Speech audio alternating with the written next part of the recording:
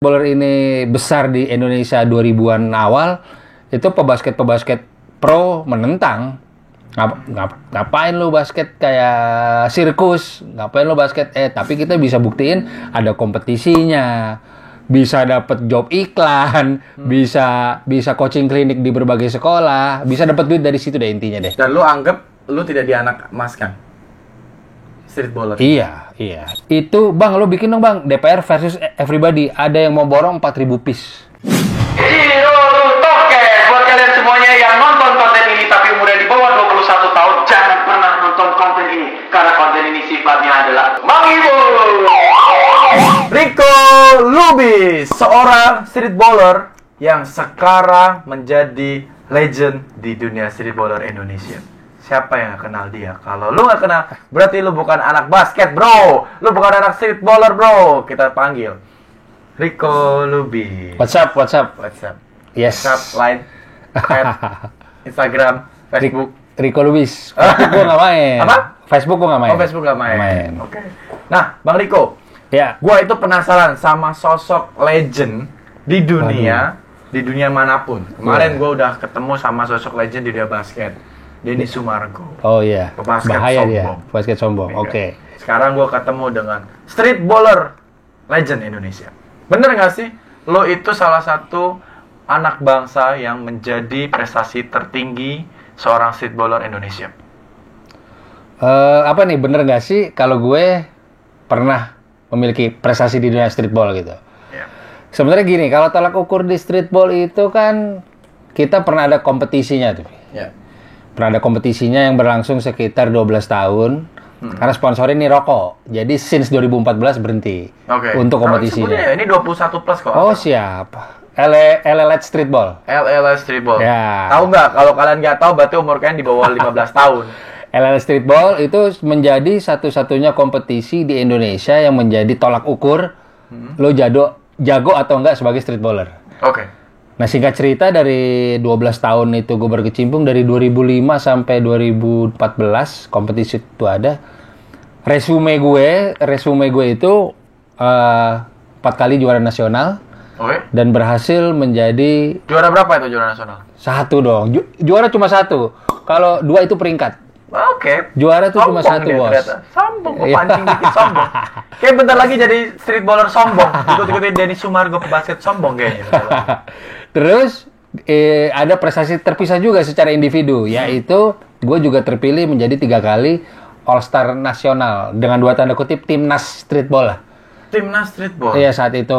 Jadi bergaya-bergaya gitu atau main full tapi ada triknya? Main full tapi ada triknya. Kalau yang bergaya-gaya kayak juggling itu freestyle. Tapi kalau streetball itu lo main full, terus ya kayak Nggak ada traveling, nggak ada double gitu? Ada. Oh, ada? Ada. Kalau bolanya di carry di bawah, tetap double, tetap traveling. Jadi harus ada gayanya. Tapi kalau ada gayanya tetap traveling atau double? Bisa. Boleh? Boleh. Nah, sebenarnya lihat aja gue lawan Denny Sumargo tuh, itu definisi streetball tuh. Kan gue ngetrikin dia, lu cek deh. Oke. Itu Nanti gue pop up deh. Yoi, ya benar. Okay. Itu menarik tuh, karena memang gue juga berterima kasih sih sama Densu. Dia kembali mempromosikan si streetball ini yang menurut gue memang sedikit mati suri. Oh gitu. Karena streetball gaya gue ini cukup kontroversi juga. Tadi kan lu bilang ini kontroversi karena gue tidak diterima oleh insan basket yang old school. Why? Karena berpotensi generasi muda basket maunya tuh langsung mau kayak gue yang banyak gaya tanpa belajar fundamental. Oh. Jadi di saat streetballer ini besar di Indonesia 2000-an awal, itu pebasket pro menentang. Ngapain lu basket kayak sirkus? Ngapain lu basket? Tapi kita bisa buktiin ada kompetisinya. Bisa dapat job iklan, bisa coaching klinik di berbagai sekolah, bisa dapat duit dari situ deh intinya deh. Oke. Gitu. Pada tahun 2000 berapa itu ada kontroversi sama basket pro? Di saat streetball itu mulai masuk sini sekitar 2002-2003 lah. 2003 tuh udah mulai hype, kita udah mulai sering ngisi acara, tapi kompetisinya belum ada ya. Okay. Karena gue nggak lupa, gue pernah mengisi acara di sebuah kompetisi basket, panitianya itu ex pemain pro. Terus dia bilang sama gue di ruang ganti gitu, sebenarnya gue nggak suka nih kalau si streetball ini berkembang. Karena membuat dampak yang nggak bagus buat generasi muda. Itu ngomongnya langsung ke gue nggak bakal lupa tuh. Tapi gue buktiin ke dia, ke beberapa orang juga bahwa si streetball ini juga banyak dampak positifnya. Yaitu lu bisa dapet duit. Tapi lu menganggap streetball itu tetap basket atau udah beda basket? Atau bukan basket? Setahu gue ya, basket itu, nih orang awam ya. Iya, iya. Lu nggak boleh traveling, lu nggak boleh double. Betul. Lu cetak poin, mau lu 2 point, mau lu 3 point. Iya. Atau lu mau free throw 1 poin ya. Streetball is basketball. Cuma definisinya ialah jauh lebih menghibur. Karena lazimnya tuh kalau di luar negeri, lazimnya tuh yang proper itu kompetisi streetball itu ada DJ-nya. Ada MC-nya. Jadi di saat lu lagi duel one on one, itu MC-nya kayak manas-manasin, "Ayo dong lu bisa nge-trick ya?" Jadi vibe-nya tuh emang battle. Kalau basket konvensional kan ya 5 lawan 5, defense, offense. Tapi kalau streetball memang didesain buat entertaining. Ada musiknya dan lain-lain lah gitu. Tapi sorry banget nih. Di basket ada perbasi. Iya betul. Perbasi. Betul. Di streetball ada apa? Nggak ada. Berarti tidak diakuin dong. Sebenarnya kalau kompetisi yang kita jalanin kemarin ya wasitnya masih under perbasi. Jadi perbasi itu juga bisa support event-event yang rules-nya custom. Oh, berarti ini adalah olahraga custom ya? Olahraga custom.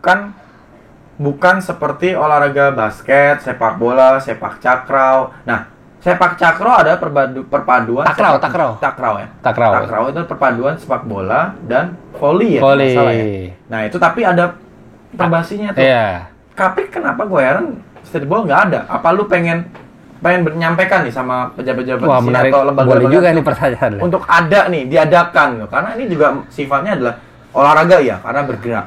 Iya. Kompetisi bisa dilakukan, entertaining bisa didapatkan. Kenapa tidak ada yang menaungi?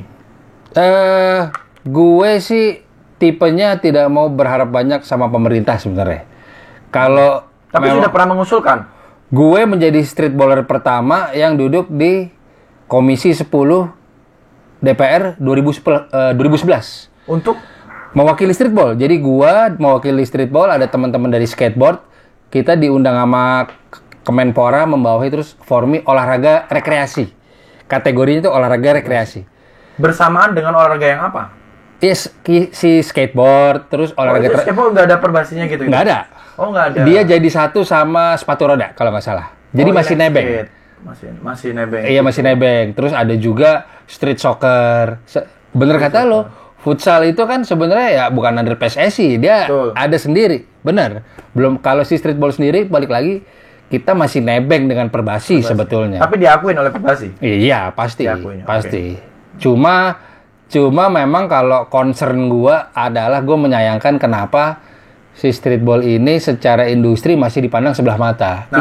Nah, kenapa tuh? Kenapa? Iya. Karena menurut gue sesimpel, ini belum rilis sih gue di kontennya Densu yang interview, tapi gue udah nyampein di kontennya Ogi Fantinus. Gue bilang, sepertinya ya, Perbasi ini mungkin khawatir kalau streetball ini besar, coba ke situ. Itu akan mungkin akan berpotensi menggeser hype-nya si basket pro.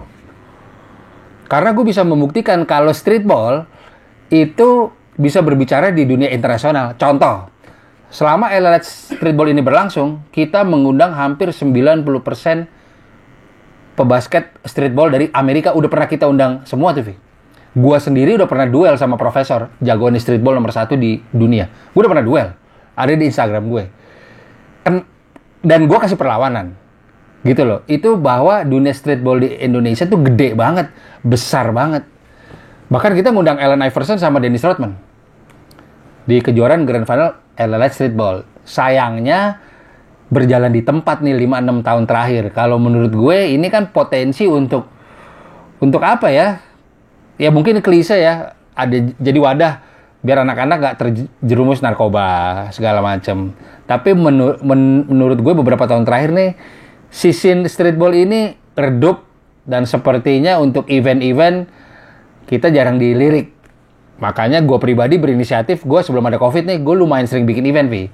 2 atau 3 tahun sekali gue bikin dengan format trick. Jadi gue mengkampanyekan streetball itu tetap ada.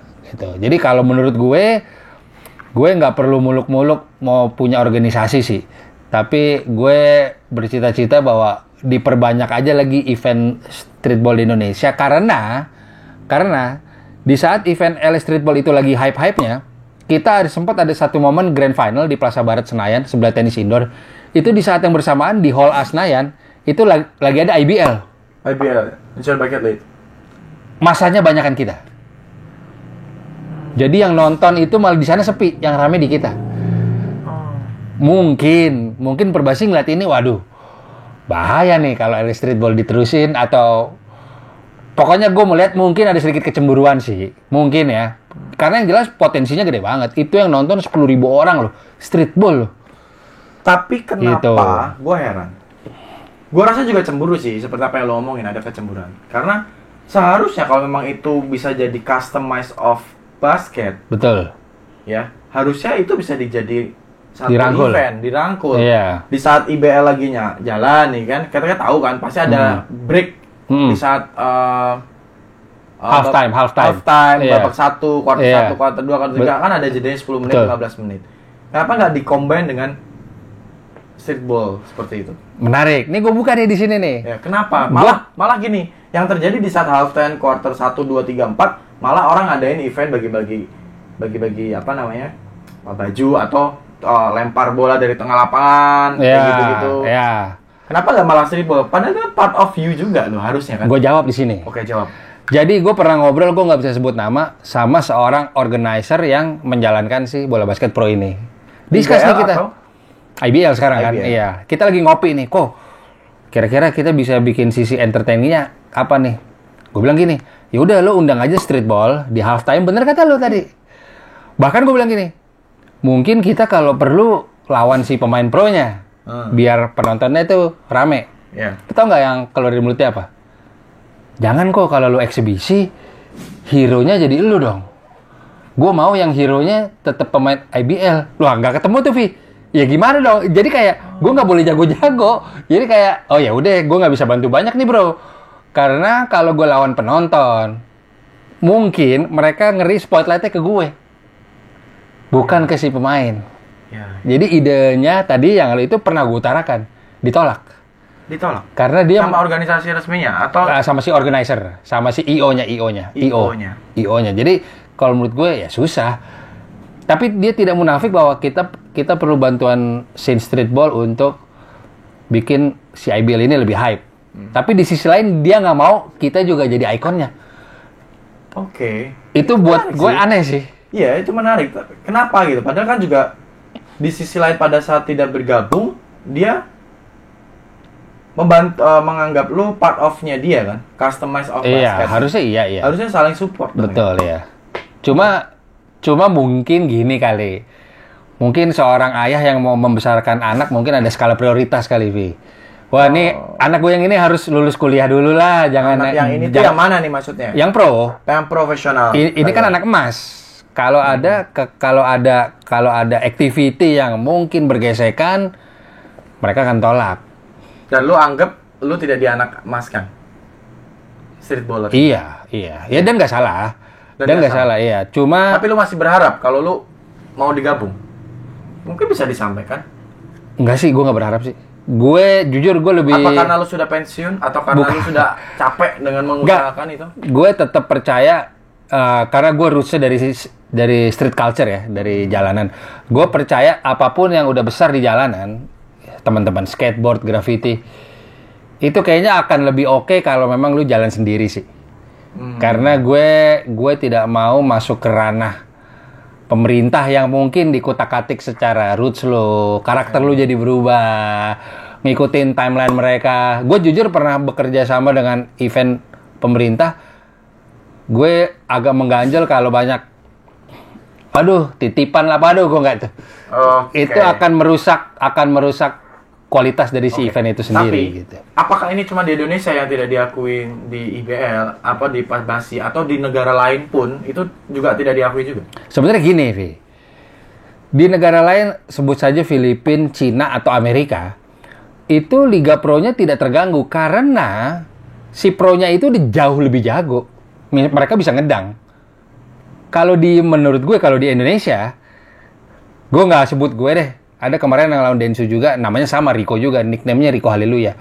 Itu Rico Haleluya itu kalau duel sama pemain pro, gue yakin fansnya lebih banyak si Rico. Itu tidak terjadi di Amerika. Si Profesor kalau lawan si Steph Curry di atas angin tetap. Tapi kalau streetballer di Indonesia itu bisa kasih perlawanan. Oke. Tapi tetap nggak diakui juga di luar negeri sana. Diakui karena tidak membahayakan. Oh, Itu cuma di bedanya. Indonesia. Cuma di Indonesia. Menarik. Oke lah, kita Masuk akal tapi kan. Ya, menangkap. Iya, Tapi iya. ini misteri yang harus dipecahkan sih harusnya. Iya. Kalau orang-orang atas yang melihat. Iya. misteri yang harus dipecahkan. Iya. Tapi gue pengen keluar dari dunia streetball. Oke. Gua pengen tanya, Rico Lubis ini gue dengar-dengar sudah tidak berkompetisi lagi, tapi malah membuat kompetisi lagi Iya. di dunia streetball. Dan akhirnya gue dengar kalau lu menciptakan sebuah clothing Betul. yang bernama Urban. Urban. Iya. Dan ada tagline yang sampai terkenal banget itu Jakarta Indonesia versus everybody, Indonesia versus everybody juga. Jakarta versus everybody. Iya. Dan itu lo menggait kakak kita Mas Bim. Mas Bim Bim, Slang, Iya. dan beberapa icon lain.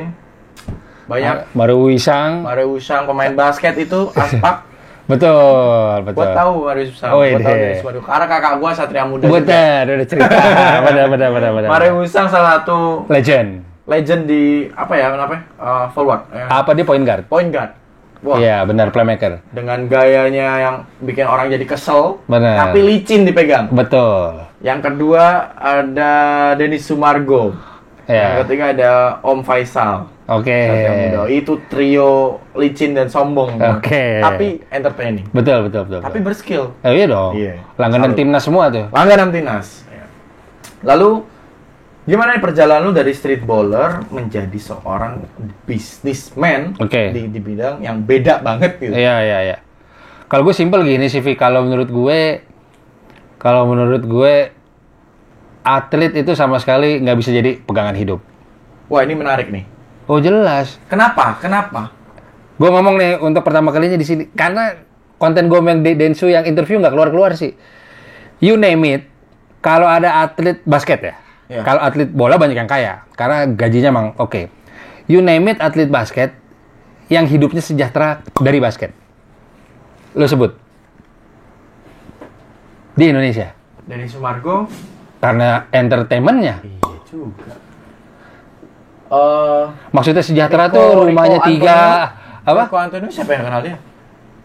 Nah, maksud gue ya gue nggak tahu ya. Tapi nggak tahu ya sejahtera apa ya? Nah, makanya ya mungkin sejahtera. Cuma maksud gue sejahtera tuh kayak tajir deh. Definisi tajir lebih dari cukup.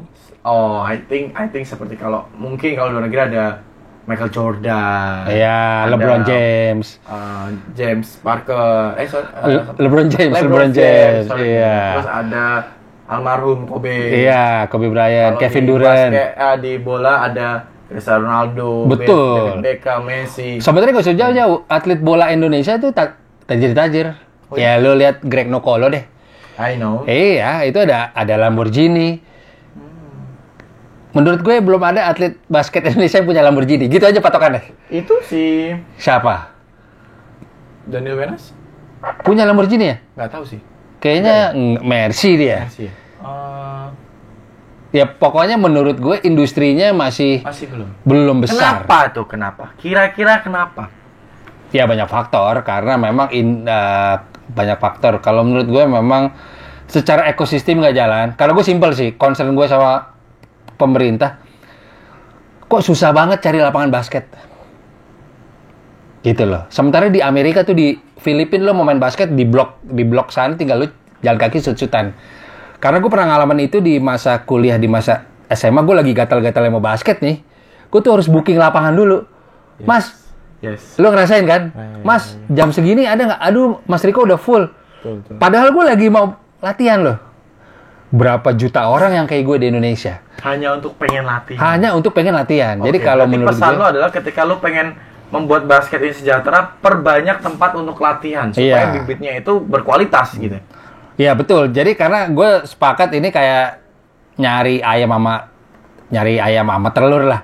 Mungkin kalau gue ngedirect ke Perbasi, ya lu jago aja dulu. Nanti gue gaji lo gede kok. Betul. Gimana mau jago kalau latihannya nggak pernah Gimana Itu pun dia. kan kalau hotel itu susah. Betul, ekosistemnya makanya kalau gue bilang dari segi infrastruktur, terus juga mungkin beasiswanya bisa diperbanyak segala macam gitu. Itu belum berjalan baik Oke, menurut gue coba di kita Indonesia. sekarang mulai tinggalkan masalah basket, masalah streetball. Gimana masalah clothing ini? Clothing, iya makanya karena menurut gue nggak bisa jadi pegangan hidup, gue sama partner gue tadi itu yang Bian, itu teman lama gue bilang, kita lucu juga nih bisnis clothing nih. Kenapa clothing? Karena menurut gue sesimpel, gue suka punya karya yang bajunya dilihat banyak orang. Masih. Kan kaos nih, lu pakai ke mall, kalau slogannya nempel di mata, ih kok tulisannya gitu ya? Itu gue suka tuh, gitu tuh. Nah, dan juga menurut gue dari sisi bisnis, tingkat resikonya cukup kecil si kaos. Karena kalau Karena makanan tuh bisa basi, segala macam kadaluarsa. Tapi kalau kaos menurut gue cenderung aman. Dan gue termasuk orang yang lebih suka local pride sih. Ini yang gue pakai. Oke. Dari Bandung. Oh siap. Iya betul. Jadi kalau menurut gue kenapa gue banting setir ke bisnis? Karena gue juga ada sisi, nyokap gue tau banget lah, gue nggak betah kerja sama orang. Oke. Jadi gue tipenya punya sistem sendiri, tapi insya Allah bisa jadi duit. Dan gue udah buktiin lah gitu. Jadi itu sih. Satu, karena basket di Indonesia nggak bisa jadi pegangan hidup. Walaupun bisa jadi pegangan hidup, lo di usia 30 something juga harus pensiun. Ya. Seperti itu. Dan menurut gue, si Urban ini tetap gue excited ngejalaninnya karena tidak jauh-jauh dari roots yang gue diriin, yaitu dari segi street culture, baik itu desain maupun tagline yang gue kasih ke kaos itu tetap berdasarkan roots yang udah gue jalanin. Jadi alhamdulillahnya gue bisa cari duit dari passion yang gue jalanin. Oke.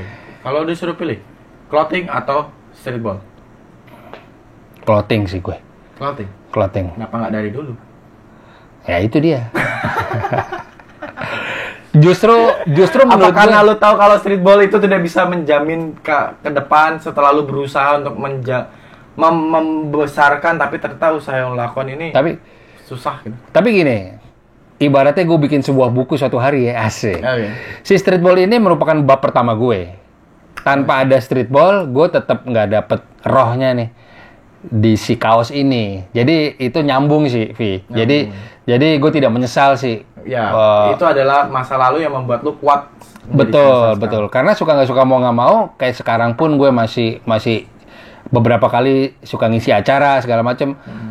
Itu nyambung juga, nama brand gue naik juga bahwa ternyata si ownernya brand itu mungkin gitu ya suka share hal-hal positif tuh, campaign-nya suka olahraga apa ya, itu nge-build brand gue jadi lebih baik juga sih sebenarnya. Tapi kalau ada orang ini kan lebih banyak collab ya dengan public figure atau brand lu ya.